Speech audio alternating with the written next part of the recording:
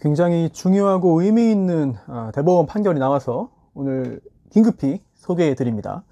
손해배상 사건인데요. 교통사고로 인한 손해배상 사건이에요. 그래서 이거는 언론에도 조금 보도가 되긴 했습니다만 좀 자세히 알아볼 필요가 있습니다. 그리고 손해배상이라고 하는 게 우리가 살면서 어떤 사고를 당해서 손해를 배상받아야 할 경우도 있고요. 또 반대로 우리가 사고를 내서 손해를 배상해 줘야 하는 경우도 있습니다. 따라서 구체적으로 살면서 자주 접하는 일이기 때문에 구체적으로 어떤 기준에 따라서 손해배상이 이루어지는가, 또 손해액이 산정되는가, 이 기준을 알아둬야 해요. 특히나 이 사건은 교통사고 사건이기 때문에 뭐 다른 사람 일이 아니라 이게 바로 우리의 직접적인, 우리가 직접적으로 이제 부딪히고 해결해야 하는 사건이 될 수도 있습니다. 그래서 오늘 소개해 드리겠는데요. 굉장히 좀 안타까운 일이 벌어졌어요. 2014년 9월 7일인데요. 새벽 2시 55분경에 천안의 그 상명대 입구 앞에 그 편도 2차로 도로입니다. 여기에서 횡단보도를 건너던 대학생이 차에 치여서 사망했습니다. 안타깝게도 죽었는데, 당시의 제한속도가 시속 70km였는데요. 당시 제한속도가 시속 50km인 곳이었는데 그 차량이 시속 70km로 갔습니다. 그리고 운전자가 술을 마셨어요. 음주운전 상태였습니다. 혈중 알코올 농도가 무려 0.17%. 술을 아주 많이 마시고 속도 위반해서 운전하다가 횡단보도를 건너던 행인을 치여서 사망하게 했는데요. 사고 발생한 게 9월 7일이고 약 10일쯤 지난 9월 18일 병원에서 이 학생이 중증 뇌부종으로 사망하고 말았습니다.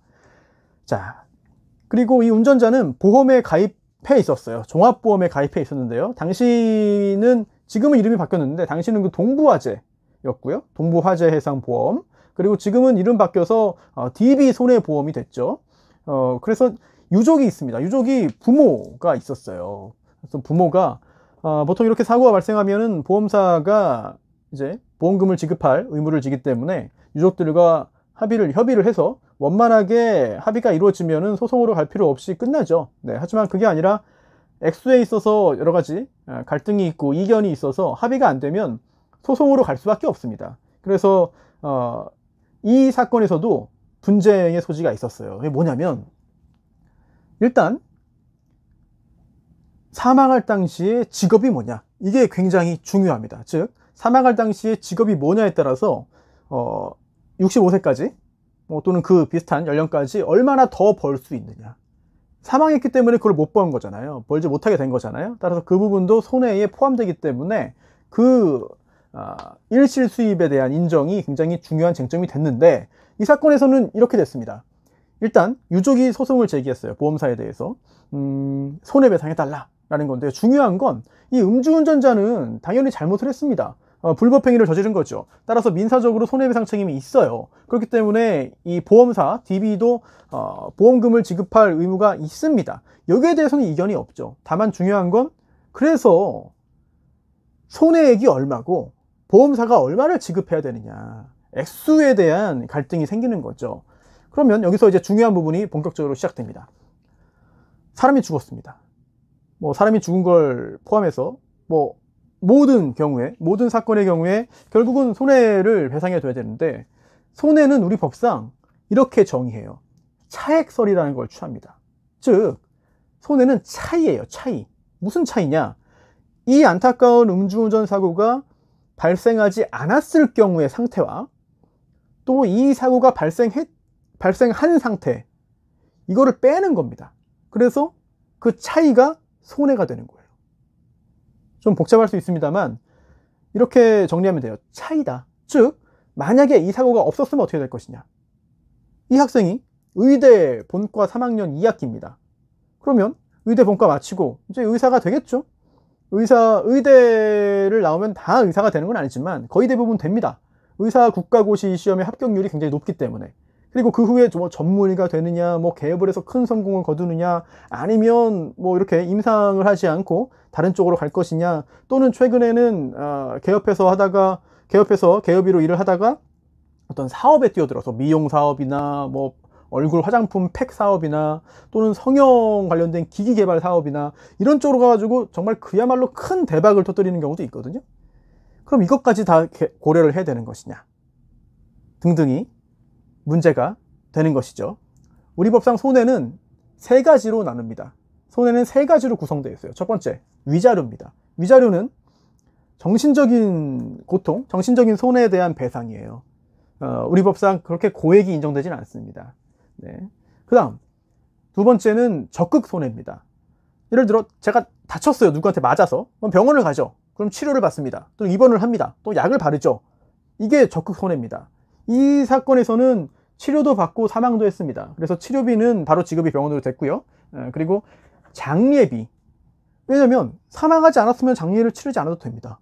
그럴 리가 없잖아요. 하지만 사망했기 때문에, 이 음주운전 사고로 사망을 했기 때문에 장례를 치러야 됐다. 그 장례에 들어간 돈은 보험사가 지급을 해야죠.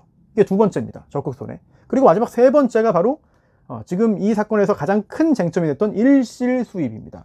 이 일실 수입이라고 하면은, 일실이 뭐지? 뭐 잘 안 쓰는데? 상실이라고 이해하시면 돼요. 상실. 네. 뭐 잃어버린 거라고 보시면 됩니다. 그래서 사고 안 당했으면은 앞으로 쭉 살면서 돈을 이만큼 벌었을 건데, 추정이고 추측입니다만, 하지만 사망했기 때문에 일을 더 이상 못 하잖아요. 그래서 뭐 돈을 못 벌게 된 겁니다. 그 차이, 지금 내가 사망해서 죽었기 때문에 앞으로 벌 수 있었던 거를 못 벌게 됐다. 이렇게 해서 일실, 상실한 수익이다. 이러한 일실 수입이 손해의 세 번째를 구성합니다. 위자료, 적극손해, 일실수입. 보통 이제 적극손해, 일실수입, 위자료 이렇게 순서대로 이제 그 정리를 하는데요. 이 사건에서는 나머지 적극손해와 위자료는 큰 쟁점이 되지 않았고 일실수입이 큰 쟁점이었기 때문에 가장 뒤에 말씀을 드렸습니다. 그러면 이 재판을 통해서 인정된 건 뭔가? 1심, 2심 대법원 차근차근 좀 봐야 될 것 같습니다. 1심은요, 일단 약 5억 원을 인정했습니다. 다 합해서. 일단 위자료부터 볼게요. 위자료. 친할머니에게 500만원, 그리고 외할아버지 500만원, 외할머니 500만원. 일단 이렇게 조모, 외조부모에게 각 500만원씩 합해서 3명이니까 1,500만원이 위자료로 인정이 됐습니다. 이거는 할머니, 할아버지라도 정신적인 충격을 받으니까 위자료가 인정이 되는 것이고요. 크진 않습니다만 500만원이 인정됐습니다. 그리고 이제 중요한 거는 부모죠. 네. 부모에게는 위자료가 한 명당 1,000만원씩 인정됐습니다. 네. 엄마 1,000만원, 아빠 1,000만원이에요. 그리고 장례비도 한 명당 250만원씩 인정됐습니다. 엄마도 250만원, 아빠도 250만원. 이렇게 하면은 위자료랑 장례비 합해서 1,250만원이에요. 얼마 뭐 그렇게 큰 돈이라고 볼 수 없는 거죠. 이 상황에서는. 그러면 중요한 게 또 일실수입입니다. 일실수입 1심에서는요, 한 명당 약 2억 3천만원 인정했어요. 그래서 반반이니까, 이게 왜냐면 상속이 되는 겁니다. 이 유족이 아니라 이 사고를 당해서 사망한 대학생이 계속해서 살아있었으면 벌 수 있는 돈이 있는데, 이거를 사고 당해서 죽었기 때문에 못 벌게 됐다. 이게 일실수입이에요. 근데 이거는 사망하기 직전에 이게 취득을 했다가 그 다음에 상속이 되는 겁니다. 그래서 각각 똑같은 액수씩 2억 3천만 원씩 됐습니다. 그래서 합하면 부모 각 2억 5천만 원, 부모 합하면 약 5억 원 정도가 인정이 되는 건데요. 여기에 대해서 양측이 다 항소했어요. 일단 유족들은 이렇게 항소했습니다. 계산이 잘못됐습니다. 일실수입 계산이 잘못됐습니다. 왜냐? 의대생은 다르게 봐야죠. 의대생 지금 본과 3학년 2학기인데 조금 있으면 졸업을 하고 국시 보면 의사가 됩니다. 그 다음에 전문의가 될지 뭘 될지 몰라도 어쨌든 평범한 의사로는 살 수 있는 거 아닙니까? 그러면 이 의사로 일하면서 65세까지 벌 수 있는 돈은 인정해야 되는 거 아닙니까? 라고 주장을 했습니다. 더 달라는 거죠, 당연히. 네. 그리고 보험사는 그렇게 생각하지 않았어요. 이것도 많다 라고 생각을 한 것이고요. 재판부는 이렇게 봤습니다. 1심과 2심이 똑같아요. 2심에서는 양측의 항소를 다 기각했어요. 1심 판단이 맞다 라고 본 겁니다. 그 근거는 이래요. 일단 이 일실수입이라고 하는 거는 따질 때 어떻게 하냐면 사망 당시의 직업을 가지고 따집니다. 사망 당시의 직업을 가지고 따집니다. 그리고 사망 당시에 그 수입을 가지고 계산을 하게 되는 것이죠. 그리고 그 직업의 어떤 특정한 그런 그 가동 연한이 또 따로 있는 것이고요. 그래서 이 사건의 경우에는 학생입니다. 의대생이긴 하지만, 즉 전문직 양성대학에 재학 중이긴 하지만 이게 직업이 없어요. 학생이에요. 돈을 쓰는 사람이지 돈을 버는 사람이 아니에요. 그럼 이런 경우에 어떻게 하느냐? 대법원에 확립된 판례가 있습니다. 원칙, 사망 당시 종사하고 있었던 직업의 소득을 기준으로 한다는 거예요. 그래서 사고 당시에 일정한 직업이 없는 그런 사람이라면 보통 사람 누구나 종사해서 얻을 수 있는 일반 노동임금을 기준으로 계산한다. 그러다 보니까 뭐 예전에는 그 도시 일용직 평균 노임을 기준으로 하기도 했던 것이죠. 그래서 이 사건의 경우에 1심과 2심은 모두 이렇게 계산했습니다. 이건 아무리 의대를 다니고 그렇다 하더라도 직업이 없으니까 원칙대로 가자. 그래서 당시 사고 발생했던 게 2014년 그 2014년 9월인데요. 그래서 2014년 고용 형태별로 근로실태 조사 보고서가 나오는데요. 이 조사 보고서를 가지고 계산합니다. 즉 대졸 이상 학력을 가진 25세에서 29세 남자 전 직종별 평균 소득을 기준으로 해가지고 65세까지 계산을 한 거예요. 그래서 나온 게 이제 약 5억 원이 되는 거죠. 그래서 이거를 부모가 반반씩 약 2억 3천만 원씩 받아가게 된 겁니다. 1심 이렇게 봤어요. 그리고 2심도 역시 이게 맞다고 봤습니다. 그런데 유족들, 부모들은 무슨 소리냐. 의사가 될 걸로 보고 의사로서의 의사의 평균적인 임금을 가지고 계산해줘야지. 이거 잘못됐다 라고 주장을 한 것인데요. 왜냐하면 조금 전에 말씀드린 그 대법원의 그 확립된 판결 있잖아요. 그 원칙, 여기에 예외가 있기 때문입니다. 이게 뭐냐면요, 직업이 없는 경우에는 뭐 누구나 할 수 있는 일반 노동임금을 기준으로 한다. 이건 맞아. 이건 원칙입니다. 이거는 뭐 틀린 게 없죠. 충분히 받아들일 수 있는 그런 내용이죠. 그런데 특정한 기능이나 자격 또는 경력을 가지고 있어서 장차 그에 대등한 소득을 얻을 수 있는 상당한 개연성이 있는 경우에는, 와, 지금 직업은 없지만 이런 자격을 가지고 있어? 지금 이 직업을 가지고 돈을 벌고 있지는 않지만 이런 경력이 있어? 그러면은 이걸 가지고 해서 실제로 이러한 소득을 얻을 수 있겠는데? 그러한 개연성이 상당히 있겠는데? 인정되는데? 이럴 경우에는 그 통계 소득을 기준으로 할 수 있다는 대법원 판례들이 있습니다. 그런데 1심과 2심이 이런 대법원 판결을 몰랐느냐? 아니에요. 모를 리가 없죠. 당연히 알죠. 당연히 알았지만 그렇게 볼 만한 근거가 없다는 거예요. 즉 특별히 전문직을 양성하는 그런 그 의대에 재학 중이긴 했지만 그렇다고 해서 의대 본과 3학년이라고 해가지고 의사가 된다고 장담할 수 있느냐? 그럴 수 없다. 여러 가지 증거를 보니까 장담할 수 없다. 그러니까 그냥 25살에서 29살 그 남자 그 전체 전직종 평균 임금으로 대졸 이상 학력을 가진 그런 남자들의 전직종 평균 소득을 기준으로 하는 게 맞다라고 본 게 1심과 2심입니다. 그런데 대법원에서 이번에 다른 판단을 합니다. 이게 7월 15일에 판단이 나왔으니까 굉장히 최신 판결인 거죠. 이렇게 봤어요. 대법원이 이렇게 봤습니다. 그동안 우리가 판결을 한 것처럼 직업이 없으면 이거 사망할 당시에 그 종사하고 있던 그 직업 소득을 기준으로 하는 게 맞고, 그리고 직업이 없는 경우에는 보통 사람 누구나 종사할 수 있는 그런 직종을 가지고 평균적으로 하는 게 맞다. 그런데 예외가 있지 않느냐. 이 특정한 기능이나 자격, 경력을 가지고 있어서 앞으로 그거를 활용해 가지고 돈을 벌 수 있다면, 그렇게 볼 수 있는 상당한 개연성이 인정된다면 그 통계 소득을 기준으로 해야 된다. 즉, 이 사건에서 이 사망한 의대생이 의사가 될 수 있다 정도를 넘어서 의사가 돼서 의사로 일을 하고 의사 평균 소득을 얻을 수 있을 거라고 상당한 개연성이 인정된다면 이거는 의사로서 돈을 줘야 되는 거 아니냐. 대법원은 그렇게 봤습니다. 그럼 근거가 있겠죠. 대법원이 왜 그렇게 봤는가? 왜 의사가 돼서 의사로서 일을 할 수 있다고 봤는가? 그런 상당한 개연성이 있다고 봤는가? 근거가 있어요. 일단 구체적인 사정을 다 봐야 되는 겁니다. 특히 전문직을 양성하는 대학이잖아요. 의대잖아요. 특별하게 본 거예요. 그렇다면 일반 대학에 재학 중인 학생과 달리 볼 필요가 있다. 이런 표현을 대법원 판결에 나옵니다. 이런 부분이 나오는데요. 이 학생은 장차 의과대학을 졸업하고 의사국가고시에 합격해서 의사로서 종사할 상당한 개연성이 인정된다고 볼 여지가 있다. 그래서 원심, 2심은 이런 것들을 한번 잘 따져봐야 하는 것이다. 그런데 제대로 따져보지 않았다. 따라서 잘못했다. 파기하고 다시 판단하라고 돌려보낸 겁니다. 그렇다면 앞으로 벌어질 파기환송심 2심에서는 의사로서 일할 가능성이, 개연성이 있다고 보고, 상당한 개연성이 있다고 보고 그렇게 손해배상액이 인정될 것으로 보여요. 그런 취지의 법원 판결이거든요. 그럼 이것도 구체적인 어떤 근거가 필요합니다. 즉 상당한 개연성이 있느냐, 의사로서 일할 수 있는 개연성이 있느냐, 근거가 뭔가. 대법원은 이렇게 들고 있습니다. 우선 의대생이라면 연령 몇 살이냐, 만약에 의대 바로 입학을 했습니다. 입학식 치르고 다음 날이야. 이러면 얘기가 또 달라지죠.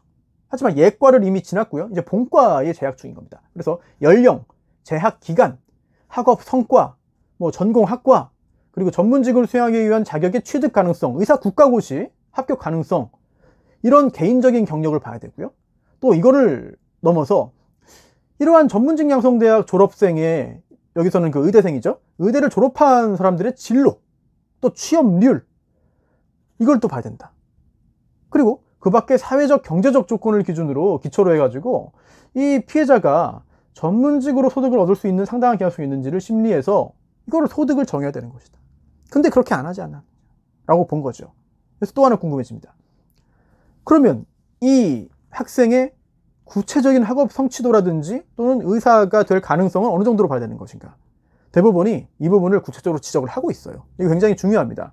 일단 이제 입학해서 예과 2년을 지내죠. 2년. 그 예과 2년 동안의 평균 학점이 3.16. 이게 성적표가 다 증거로 제출이 된 겁니다. 그리고 본과 3학년 1학기까지의 본과 학점 평균이 3.01. 대법원은 비교적 양호한 성적을 거두었다고 평가했습니다. 그리고 이 학생은 뭐 유급이나 뭐 휴학이 없었거든요. 그래서 이 학생처럼 유급이나 휴학 없이 본과 3학년 2학기까지 등록을 한 학생, 이렇게 쭉 간 학생, 이 학생들 의사 국가고시, 국시 합격률을 좀 봤어요. 평균을. 2012년부터 2015년까지. 왜냐면 일단 2014년에 이 사건이 벌어졌고요. 그렇죠? 네, 그 다음에 졸업한 다음에 시험을 볼 수 있는 그런 그 연도까지 계산을 한 겁니다. 그래서 2012년부터 2015년까지의 합격률을 보니까 92에서 100%입니다. 92에서 100%. 굉장히 높다고 본 거죠. 따라서 이러한 구체적인 내용들을 볼 때, 이거는 1심과 2심처럼 대졸 이상 전직종 평균 소득을 기준으로 일실 수입을 산정하면 이거 타당하지 않다.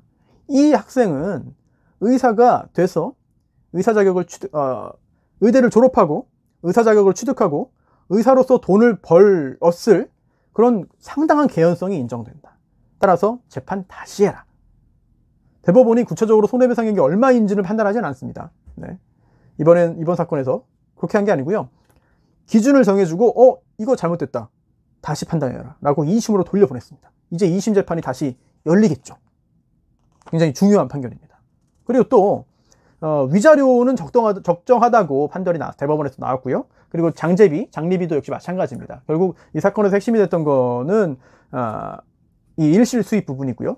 다른 위자료 부분은 확정이 됐습니다. 그래서 이 사건 주문을 보면은요, 원심 판결 중에서 일실 수입 손해에 관한 원고들 패소 부분을 파기하고 이 부분 사건을 서울중앙지방법원에 환송한다. 나머지 상고는 모두 기각한다. 라고 되어 있습니다.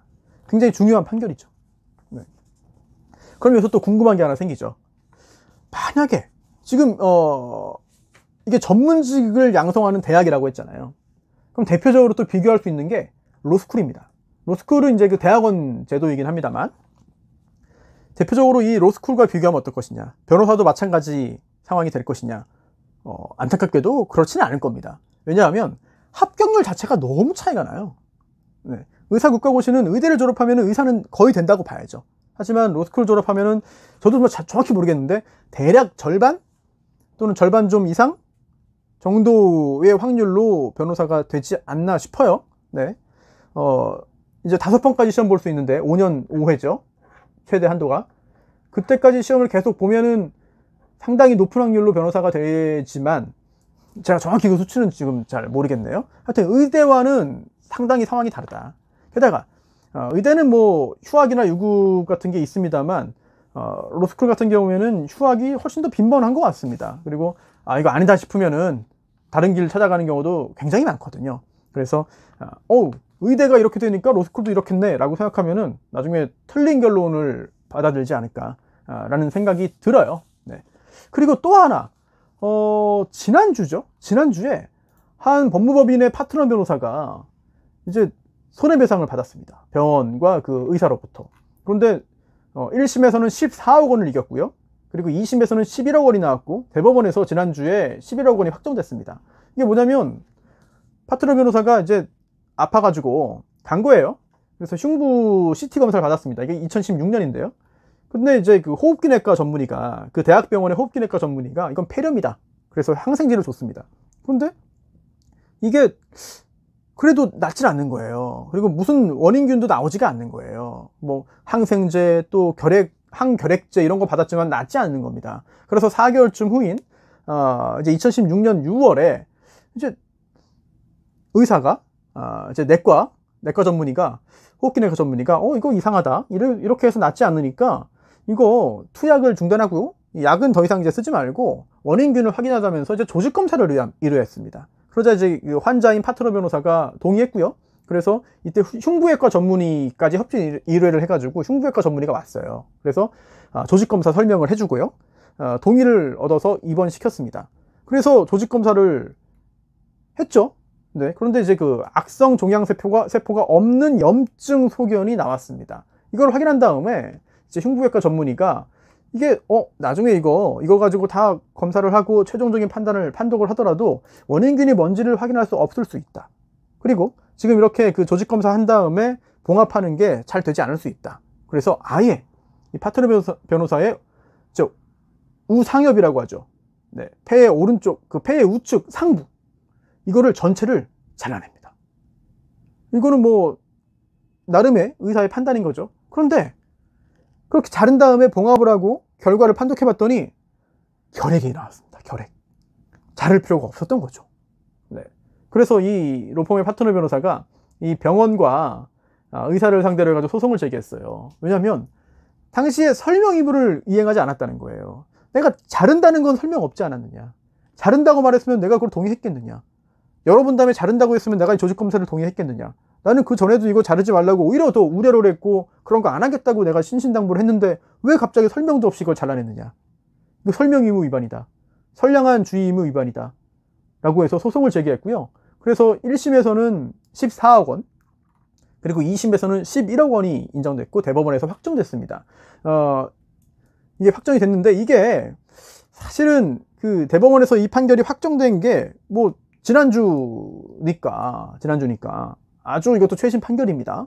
그런데 이 사건의 경우에는 조금 전에 말씀드린 그 의대생 사건과 완전히 달라요. 왜냐? 로펌 변호사입니다. 실제로 지금 일을 하고 있습니다. 그동안에 쭉 수익도 다 근거가 남아 있습니다. 그리고 앞으로 언제까지 이렇게 일을 할지도 다 계산이 나옵니다. 따라서 이게 일실 수입 계산하는 게 복잡하지가 않아요. 물론 세금 신고하고 받은 건 이만큼인데 실제로 뭐 그 탈세해가지고 번 게 이만큼이다. 그런데 그게 뭐 인정받는 건 어렵겠지만, 하지만 이 로펌 파트너로 일하면은 사실 그렇게 탈세하는 건 쉽지 않습니다. 거의 다 드러난다고 보고요. 요즘에는 신용카드 결제도 많기 때문에 대부분 노출된다고 보고, 그렇다면은 과연 잘못이 인정되느냐, 또는 과실 비율을 어느 정도로 봐야 되느냐, 이게 중요한 거지. 그래서 일실 수입이 얼마냐, 누구를 기준으로 할 거냐, 이거는 크게 어려움이 없어요. 소득이 나오니까. 네, 그래서 이 사건에서도 책임 범위는 70%로 제한이 된 거거든요. 그래서 14억 원에서 다시 또 낮춰서 11억 원이 확정이 된 건데, 이 의대생 사건은 그게 아니죠. 지금 직업이 없는 상태이기 때문에 원칙은 누구나 할 수 있는 그런 직업을 가지고 평균치를 내는 게 맞다. 하지만 특별히 예외적으로 이렇게 그러한 자격을 취득하고 그걸로 일할 수 있는 상당한 개연성이 있는 예외적인 경우에는 그걸로 인정해 준다. 그런데 이거 연령도 그렇고 또 본과 이제 3학년 2학기 등록을 했고 그동안의 성적을 보더라도, 게다가 또 국시 합격률을 보더라도, 평균 합격률을 보더라도 이거 조금 있으면 의사가 됐을 것이다. 그런 상당한 개연성이 인정된다. 그러니 재판 다시 해라.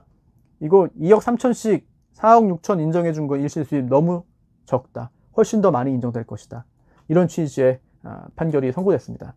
즉 저희가 이 손수호호를 통해서 손해배상 사건을 많이 말씀을 드리는데, 손해, 누가 잘못을 해서 다른 사람이 금전적인 손해를 보면은 배상해야 됩니다. 예, 배상 책임이 인정되느냐, 인정된다면 배상액은 얼마냐, 이 부분 단계를 나눠서 봐야 되는 것이고요. 이거를 판단함에 있어서는 손해란 무엇인가, 차이다. 이런 일이 있지 않았을 때와 이런 일이 있는 상태, 발생한 상태에 차이가 분명히 존재하는데, 그 차이가 손해. 그리고 그 손해는 세 가지로 구성된다. 적극 손해, 뭐 치료비나 뭐 장례비나 이런 것들이 됩니다. 그리고 일실수입, 잃어버린 소득, 그리고 세 번째가 위자료, 정신적 손해에 대한 배상. 이렇게 손해는 세 가지로 구성된다는 점까지 알아두시면 앞으로 유사한 상황에 처했을 때 뭐 가해자든 피해자든 현재 그 당시의 상황을 빨리빨리 이제 파악을 하고 대처할 수 있는 그런 능력을 가질 수 있지 않을까 생각됩니다.